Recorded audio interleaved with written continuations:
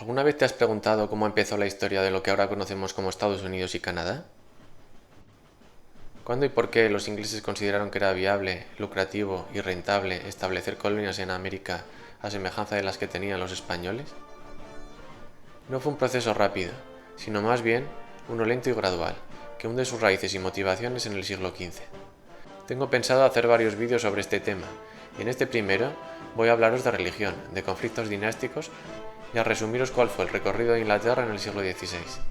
En próximos vídeos, que estarán más enfocados en la colonización de Norteamérica como tal, entenderéis por qué estos aspectos antes mencionados son trascendentales para entender el proceso colonizador y el surgimiento de los Estados Unidos.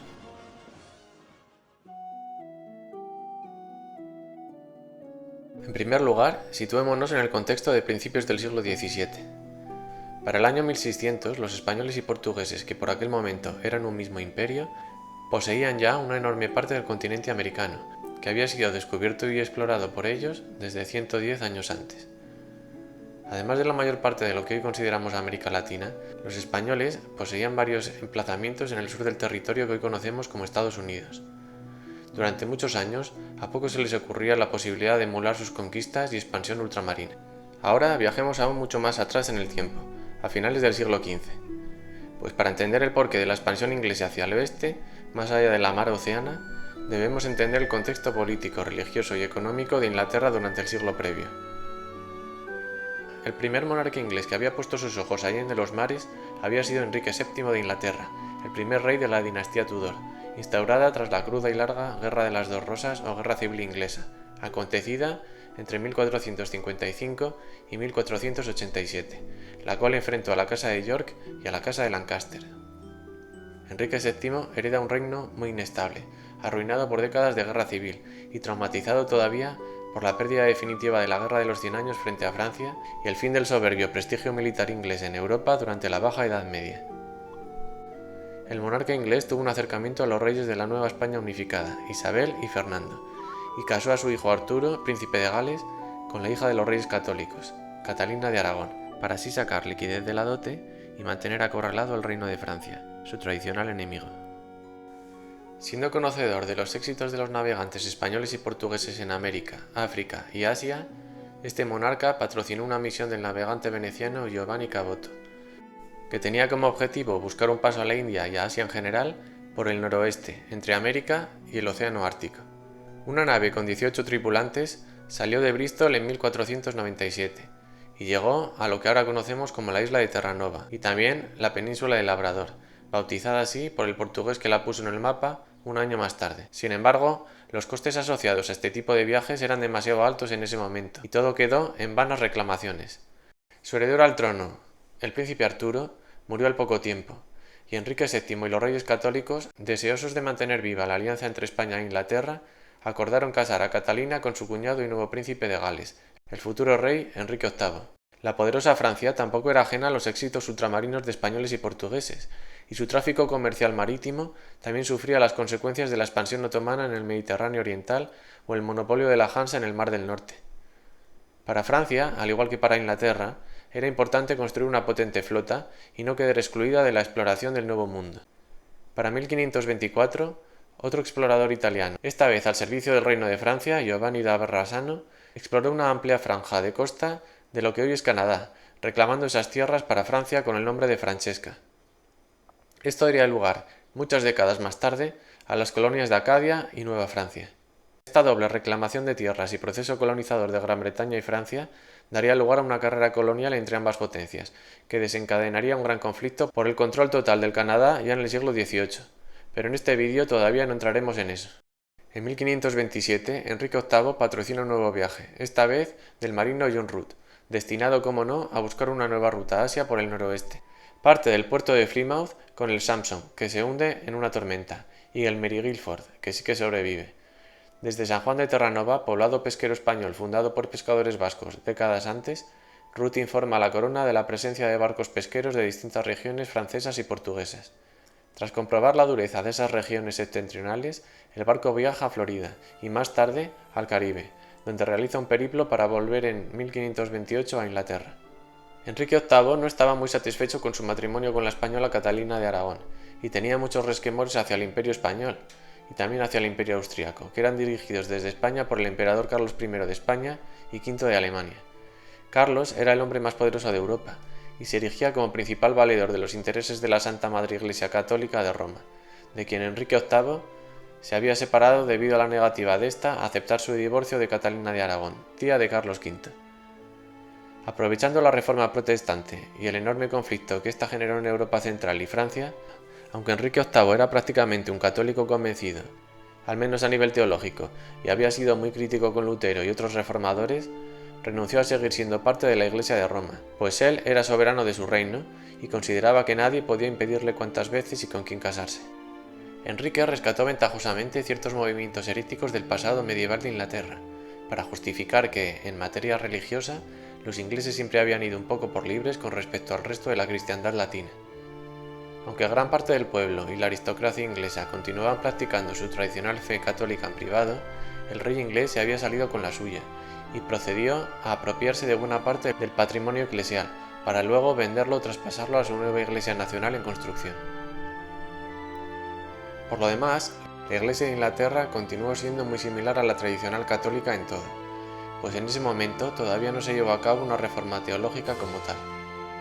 Consciente de la importancia de tener una gran flota que pudiera plantar cara a las otras grandes armadas europeas y evitar intervenciones militares en su isla, Enrique modernizó la flota inglesa, así como su artillería y otros elementos indispensables para que su mediano país, protegido también por una gran extensión de aguas turbulentas y una considerable red de acantilados y fortalezas en su frontera sur, figurara como uno de los grandes actores europeos a tener en cuenta.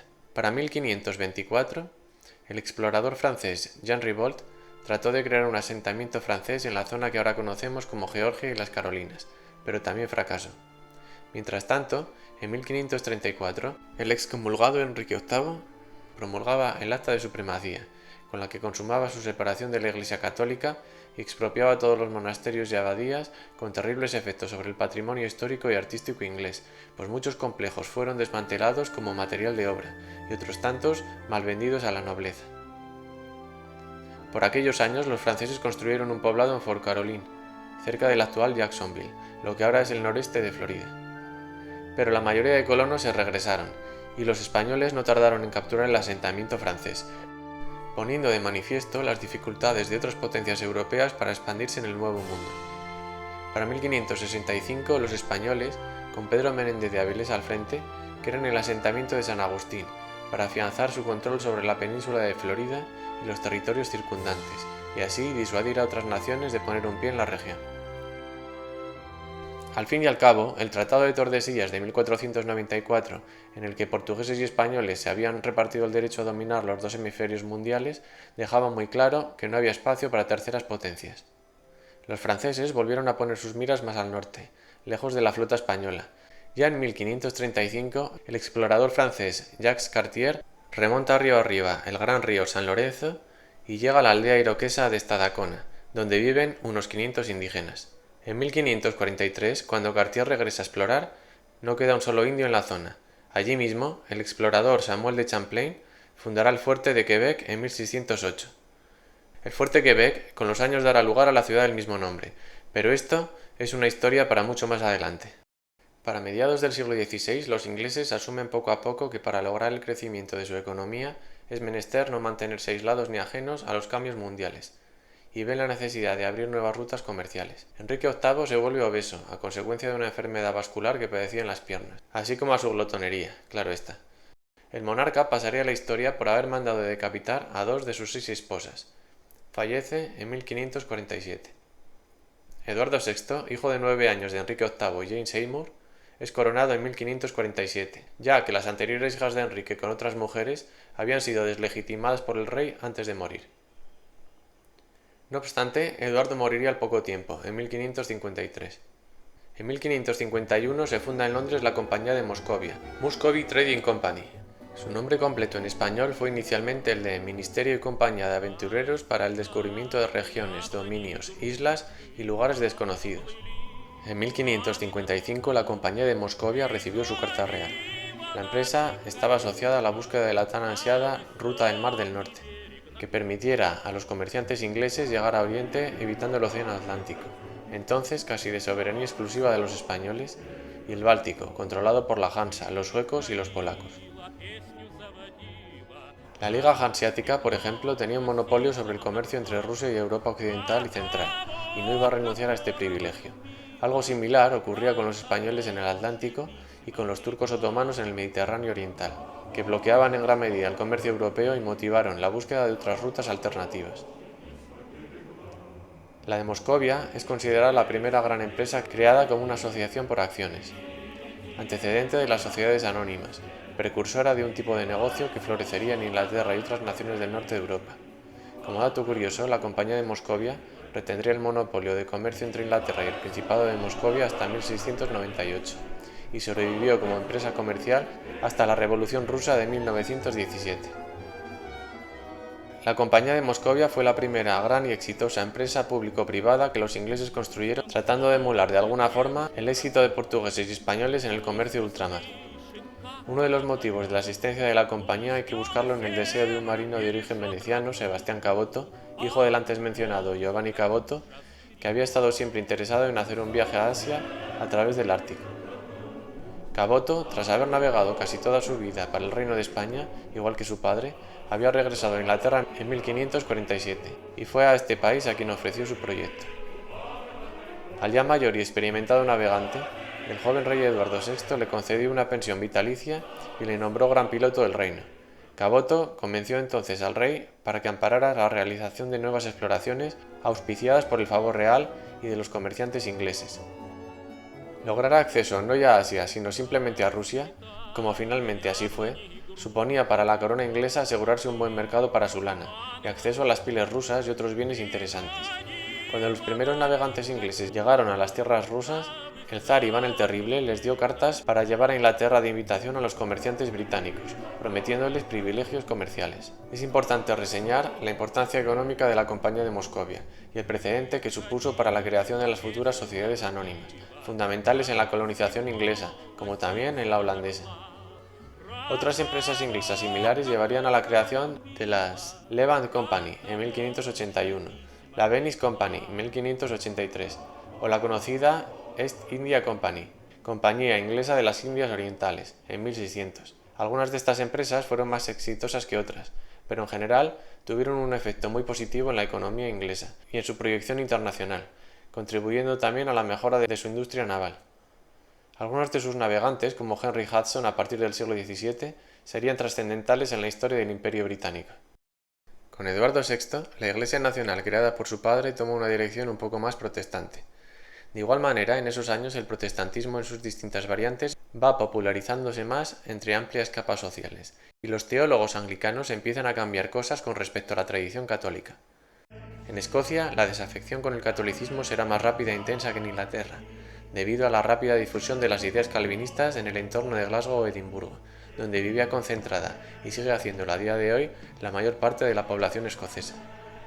Tras el corto gobierno de Eduardo VI, hay un conflicto sucesorio que deja en nada a Juego de Tronos, y en el que no entraremos demasiado porque este vídeo duraría horas y sería poco sintético y nada didáctico. El caso es que María Tudor, hija de Enrique VIII y Catalina de Aragón, depuso y ejecutó a la recién nombrada reina, Juana Grey. María había sido muy querida por su padre, y además de ser una ferviente católica, era de extraordinaria inteligencia y rica cultura. María había tenido muchas diferencias religiosas con su medio hermano, el rey Eduardo.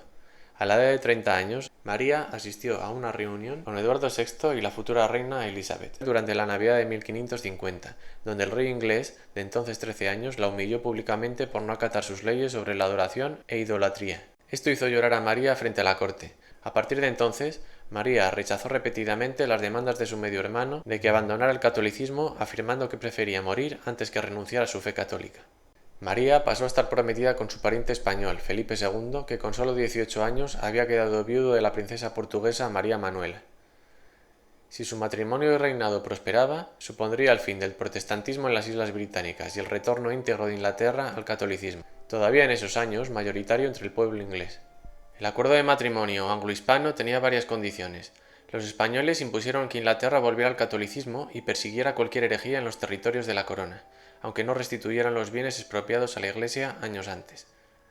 Los ingleses pusieron la condición de que fuese el hijo del matrimonio, y no Felipe II ni ningún rey español, quien gobernara Inglaterra y también Flandes a la muerte de María. Aunque ceder Flandes hubiese sido una dura pérdida para su reino, reincorporar a Gran Bretaña al bando de la Iglesia Universal era algo vital para el beato Felipe II en esos años de conflicto religioso en Europa. Una vez todo acordado, el Parlamento inglés votó a favor del matrimonio de María I Tudor con Felipe II. En 1554 se celebró la boda, convirtiéndose María I Tudor en reina consorte de la monarquía hispánica al ascenso al trono de su marido en 1556, aunque ésta nunca visitó España. El matrimonio fue recibido con una revuelta popular organizada por Thomas Wyatt, quien buscaba derrocar a María en favor de su medio hermana Elizabeth, hija de Enrique VIII y de la católica Ana Bolena. El levantamiento fue aplastado y Elizabeth fue encerrada por orden de su medio hermana María en la Torre de Londres. En 1556, antes de partir a España para ser nombrado rey, Felipe pidió a su esposa María que liberara a Elizabeth del confinamiento. María Tudor accedió, pero solo a cambio de que su hermana Elizabeth se convirtiera al catolicismo, algo que, aparentemente, ella aceptó. A partir de ese momento, se creó una incipiente amistad entre Felipe y Elizabeth, que ha dado mucho que hablar a los historiadores.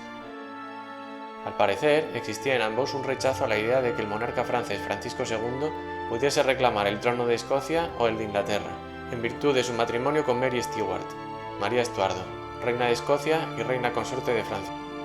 Contra todo pronóstico, esta amistad no duraría mucho tiempo. Durante el reinado de 5 años de María, conocida como Bloody Mary o María la Sanguinaria por sus enemigos protestantes, más de 280 disidentes religiosos murieron quemados en la hoguera en las llamadas persecuciones marianas. María no tuvo hijos con Felipe y sufrió 2 embarazos psicológicos que la ridiculizaron en toda Europa. Solo a pocos días de su fallecimiento, en 1558, María Tudor reconoció a su medio hermana Elizabeth como su sucesora. Sin duda, esto fue algo de lo que seguramente se hubiese arrepentido, de estar viva para ver lo que su medio hermana hizo con el reino inglés al poco tiempo de ascender al trono. En 1559, al año siguiente de morir María, Felipe II ofrece matrimonio a Elizabeth, que rechaza al rey español, aunque permanece cautelosa, tratando de mantener las buenas relaciones entre ambos países. Felipe II, que durante los años previos había invertido grandes esfuerzos en reconciliar a católicos y anglicanos en la isla, debe regresar a España. Para su desgracia, muchas cosas iban a cambiar en Gran Bretaña a partir de entonces. España y Francia estaban en ese momento en guerra. En un primer momento, Elizabeth y Felipe se vieron forzados a unir fuerzas, pese a sus diferencias religiosas, pues Francisco II de Francia y su mujer escocesa, María Estuardo, pretendían el trono inglés. Gracias a la intervención del rey español, Inglaterra se sumó al Tratado de Paz Cateau-Cambrésis de 1559, en el que Elizabeth renuncia formalmente a la última plaza inglesa en Francia, Calais, que ya había sido capturado por escoceses y franceses. A cambio, Francia se comprometía a retirar su apoyo a las pretensiones de María Estuardo al trono inglés. Al fin y al cabo, Enrique VIII había dejado claro que no quería Inglaterra en manos de un o una Estuardo. Durante las celebraciones que acompañaron a la firma de este tratado, el rey francés murió, lo que provocó que María Estuardo y la madre de esta regresaran a Escocia en 1561, desde donde ella y su madre defendieron la causa católica y además mantuvieron una política muy favorable a Francia, una política exterior tradicional en Escocia desde hacía siglos. Un par de años antes, en 1559, Elizabeth no tuvo miedo de apoyar la revolución religiosa del calvinista John Knox, líder protestante escocés, que buscaba erradicar el catolicismo y la influencia francesa en Escocia con duras persecuciones. Elizabeth envió un ejército a sitiar Leith, donde se encontraban las tropas francesas, y una armada a bloquear el fiordo de Forth, donde se esperaba que los franceses desembarcaran refuerzos para apoyar a los escoceses.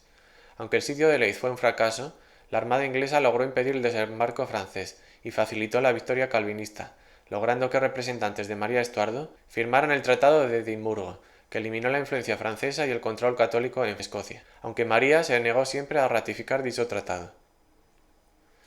En Francia, Catalina de Medici, regente en nombre del futuro rey Carlos IX, no pudo impedir que los católicos escoceses llevaran a cabo una matanza de hugonotes, con lo que estalló una guerra religiosa y dinástica en toda Francia que sería decisiva para la historia europea. Elizabeth apoyó fuertemente la causa protestante francesa, o hugonote, llegando incluso a comprar a estos últimos el puerto de El Havre, que pensaba intercambiar por Calais al final de la guerra. Sin embargo, tras la tregua entre protestantes y católicos de 1563, Elizabeth no pudo retener El Havre y firmó una paz con el bando católico de Francia en 1564. Tras las victorias en Escocia y la desafortunada intervención en Francia, desaparecieron los únicos elementos comunes de la política exterior de Elizabeth y de Felipe II, lo que se tradujo en un continuo enfriamiento de las relaciones entre España e Inglaterra. Con el paso del tiempo, y una vez Francia asumió su pérdida de influencia en Escocia, se produjo un acercamiento de Inglaterra y Francia, hartas de la injerencia española y de la hegemonía Habsburgo en Europa. En 1569 hay una fuerte insurrección en el norte de Inglaterra contra Elizabeth, que tiene como objetivo reemplazarla en el trono inglés por María Estuardo. Y aunque los rebeldes esperan la ayuda de España, esta no llega nunca, debido en parte a las complejidades de la guerra en Holanda. Elizabeth aplasta la rebelión armada católica y cualquier disidencia a lo largo y ancho del reino, especialmente en el norte.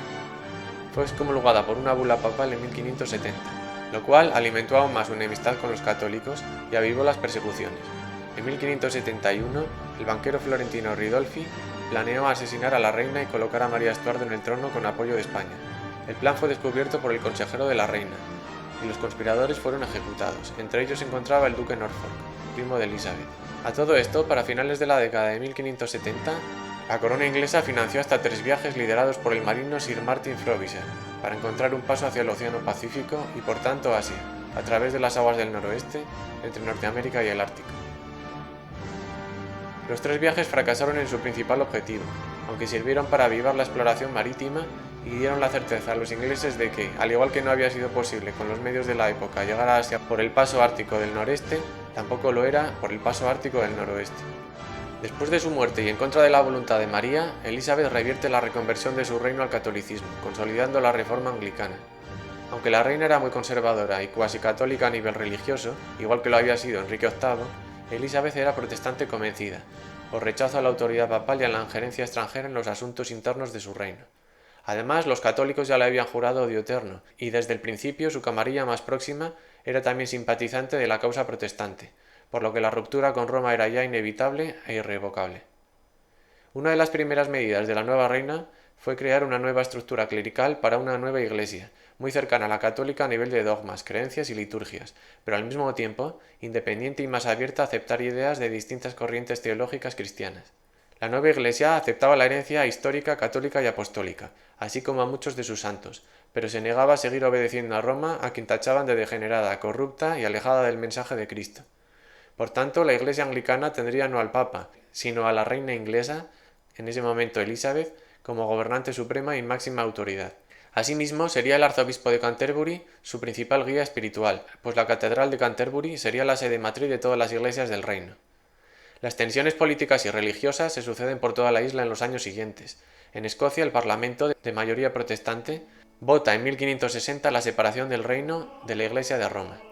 Todo ello con el beneplácito de la reina inglesa, que con el paso de los años fue adquiriendo más poder e influencia sobre el reino de Escocia. En 1567, Jacobo VI es coronado rey de Escocia.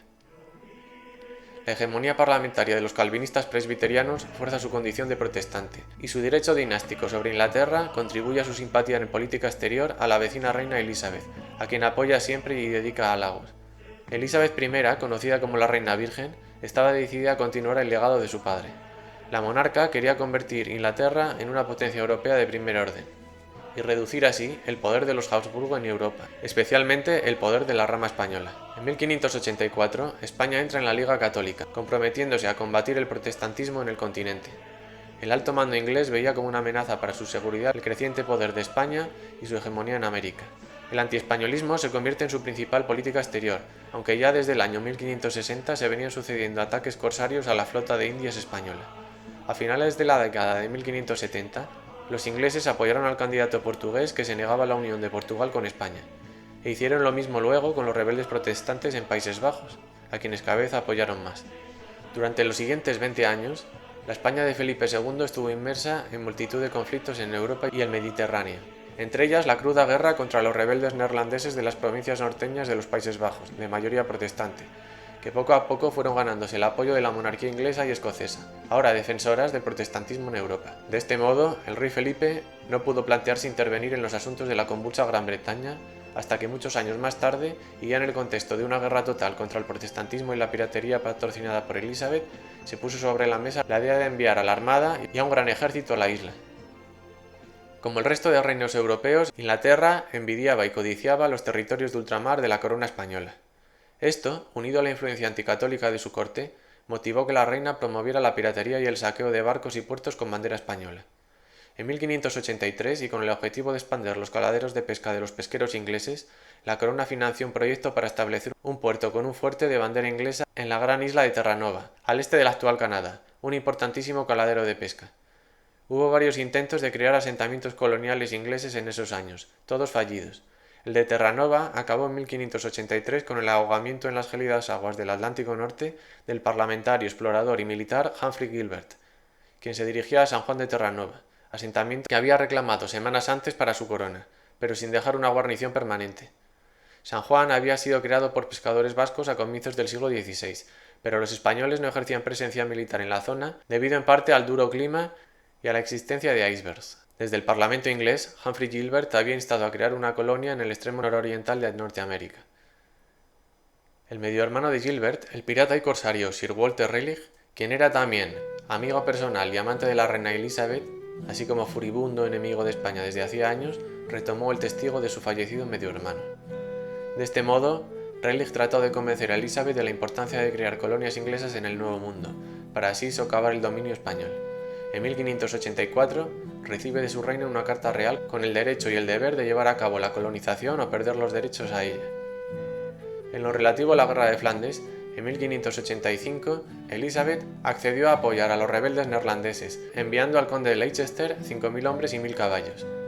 El conde de Leicester no fue capaz de obtener ninguna victoria, pues todas sus intervenciones militares contra los poderosos tercios de España acabaron en derrota. Sin embargo, el conflicto entre ambas potencias se recrudecía.